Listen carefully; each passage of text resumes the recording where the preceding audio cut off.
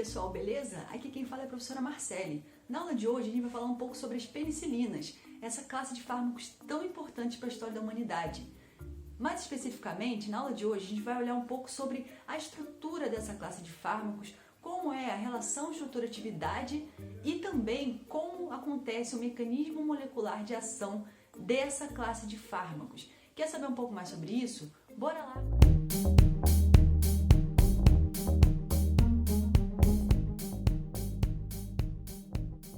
Bem, pessoal, primeiramente, vamos começar conhecendo a estrutura geral dessa classe de fármacos, as penicilinas. As penicilinas são classificadas como antibióticos beta-lactâmicos. Olhando para a estrutura geral das penicilinas, isso pode ser compreendido pela presença desse anel em azul, que é denominado anel beta-lactâmico. No entanto, esse anel está fundido a um anel tiazolidínico de 5 membros, representado aqui em verde, que compõe o núcleo bicíclico comum de todas as penicilinas, como sinalizado aqui em roxo. As penicilinas se diferenciam pela porção R1 ligada por uma carbonila de amida, destacada aqui em laranja. Essa cadeia lateral pode ser representada por diversos substituintes, que darão origem às diferentes penicilinas comercialmente disponíveis. Como, por exemplo, nós podemos citar aqui algumas das penicilinas que são mais utilizadas na terapêutica atualmente. Essas penicilinas, elas são utilizadas para o tratamento de meningites, faringites, otites, bronquites, pneumonias, endocardites, de sífilis, gonorreia, infecções do trato urinário, dentre outras infecções importantes. E as penicilinas atuam sobre bactérias gram-negativas e gram-positivas. Observem que a introdução de diferentes cadeias laterais em laranja, com características estereoeletrônicas distintas, gerou o desenvolvimento de vários fármacos como esses que estão representados aqui. Dependendo da natureza dessa cadeia lateral, as penicilinas correspondentes podem apresentar propriedades farmacocinéticas e farmacodinâmicas aprimoradas. Vale ressaltar que a benzilpenicilina, também conhecida como penicilina G, é a substância líder dessa classe terapêutica, pois foi a primeira a ser descoberta e a sua estrutura serviu como base para a produção de análogos com propriedades mais otimizadas. Não tem como falar de penicilinas e ignorar seu processo de descoberta, pois ele foi muito importante para a história da humanidade. Provavelmente, se você está hoje assistindo esse vídeo, agradeça a descoberta da penicilina. E vou explicar para vocês o porquê. Bem, a penicilina foi descoberta em 1928 pelo médico e microbiologista britânico Alexander Fleming. Essa foi uma descoberta serendípica, ou seja, quando o acaso, aliado à perspicácia do pesquisador, acaba levando a descobertas até então inesperadas. Como assim?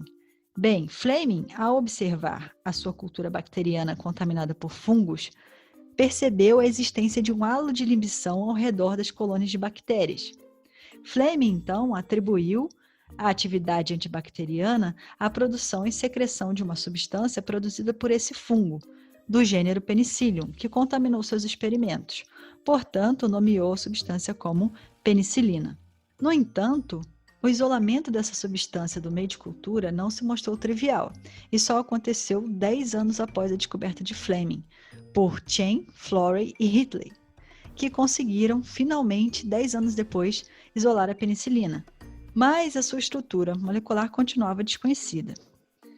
Depois, então, de conseguirem produzir a penicilina em larga escala e realizarem os ensaios clínicos apropriados, esse fármaco foi utilizado com sucesso no tratamento de infecções de soldados feridos que lutaram na Segunda Guerra Mundial, salvando milhares e milhares de vidas. E é por isso que eu disse que vocês deveriam agradecer a descoberta da penicilina por estarem aqui. Essa descoberta foi tão importante que culminou na atribuição do Prêmio Nobel de Fisiologia e Medicina em 1945, compartilhado entre Fleming, Chen e Florey. Apesar disso, a elucidação da estrutura química da penicilina só aconteceu quase 20 anos após a sua descoberta. Essa estrutura foi elucidada por Hodgkins, que utilizou a técnica de difratometria de raio-x para realizar essa elucidação estrutural. o que também acabou lhe rendendo o Prêmio Nobel de Química em 1964. Observem que a estrutura tridimensional da penicilina apresenta uma elevada tensão angular e torsional no sistema bicíclico, que é fundamental para sua atividade biológica. E isso explica, em grande parte, a dificuldade encontrada na sua purificação e também na sua síntese em escala laboratorial e larga escala.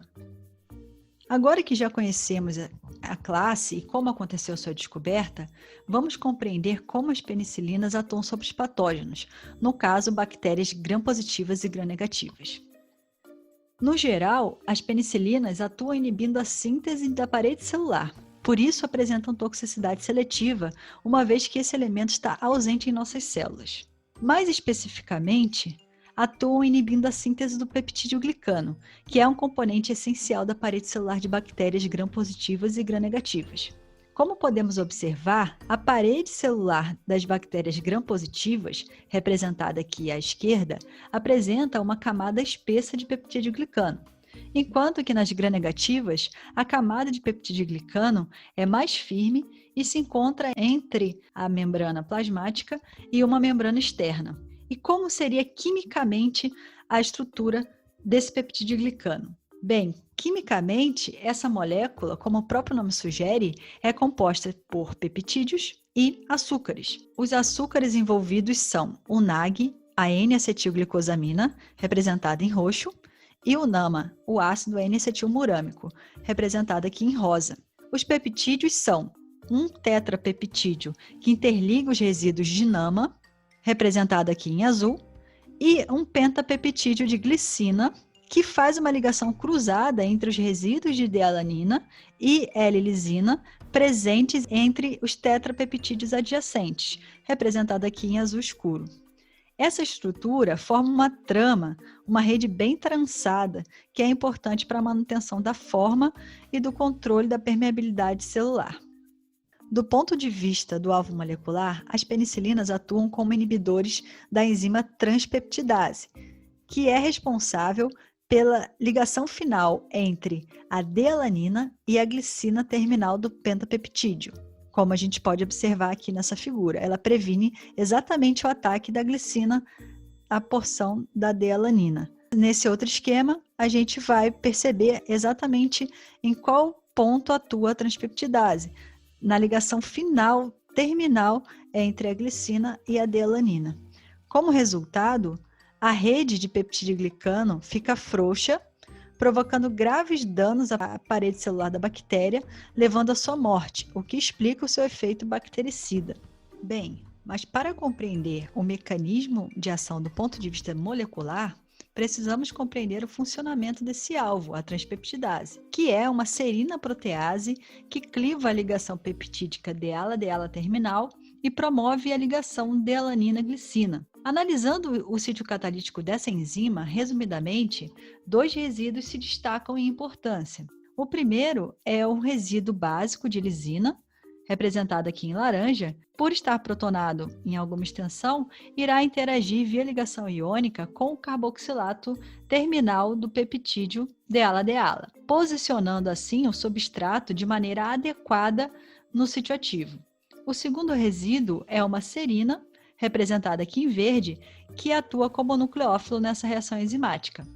O mecanismo, então, tem início com o ataque nucleofílico da hidroxila da serina no sítio eletrofílico do peptídeo, que é a carbonila peptídica, sinalizada aqui em roxo, da terminação D-ala-D-ala.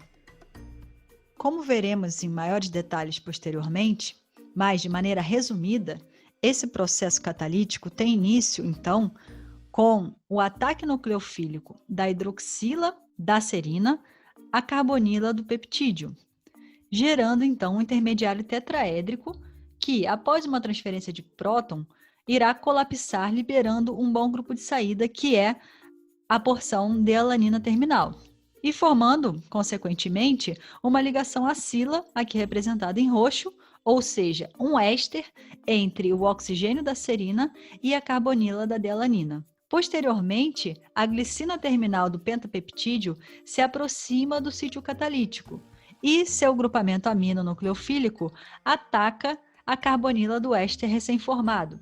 Novamente, é formado um intermediário tetraédrico protonado, que após uma transferência de próton, então colapsa para liberar o peptídeo glicano sintetizado. Mas então, e a penicilina? Como que ela inibe o funcionamento da enzima? Bem, a penicilina, ela se aproxima do sítio ativo e a porção carboxila ionizada presente no anel tiazolídico realiza uma interação iônica com o resíduo de lisina, orientando adequadamente a molécula de penicilina no sítio ativo, o que favorece o ataque da hidroxila nucleofílica do resíduo de serina à carbonila eletrofílica do anel beta-lactâmico. Então, após esse ataque, ocorre a formação de um intermediário tetraédrico protonado, o mesmo sofre uma transferência de próton na sequência e, ao colapsar, ocorre, então, a quebra da ligação carbono-nitrogênio do anel beta-lactâmico, provocando a sua abertura. Com isso, ocorre a formação de uma ligação acila, ou seja, um éster é formado com a hidroxila da serina. Quando uma ligação covalente é formada entre o inibidor e um resíduo do sítio ativo de uma enzima, diz-se que o processo de inibição é irreversível. Esse adulto covalente que foi formado entre a molécula da penicilina e o resíduo nucleofílico de serina bloqueia o acesso ao sítio ativo tanto de uma molécula de água como do substrato natural, que é o pentapeptídeo de glicina, impedindo assim tanto a hidrólise desse adulto e principalmente impede a formação do link cruzado entre a pentaglicina e a adelanina. Com isso, a rede do peptídeo glicano fica frouxa, a parede celular normalmente se rompe, provocando assim a morte da bactéria. Para finalizar, vamos observar as interações de um adulto da benzilpenicilina transpeptidase que foi extraído do PDB sobre o código 1PWC. Quando observamos no mapa bidimensional de interações, obtido a partir do banco de dados PDB-SAM, podemos observar a presença da ligação covalente entre a serina 70 do monômero A com a antiga carbonila do anel beta-lactâmico, bem como outras ligações de hidrogênio e interações de Van der Waals que auxiliam na estabilização desse complexo. Então, gente, resumindo, na aula de hoje, nós vimos como que a estrutura das penicilinas, a estrutura-chave dessa classe terapêutica, nós conhecemos o processo de descoberta dessa classe, que foi extremamente importante para a história da humanidade.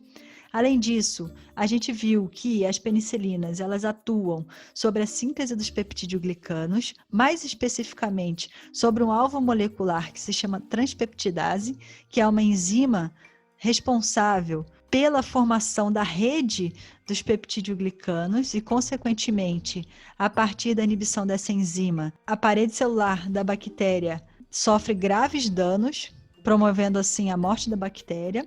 E, além disso, a gente compreendeu um pouco do mecanismo molecular de ação dessa classe terapêutica que atua como inibidor irreversível, ou seja, acontece a formação de um adulto covalente entre as penicilinas e um resíduo de serina que está presente no sítio catalítico da enzima transpeptidase. Bem, então, pessoal, vamos ficando por aqui. Espero que vocês tenham gostado e até a próxima.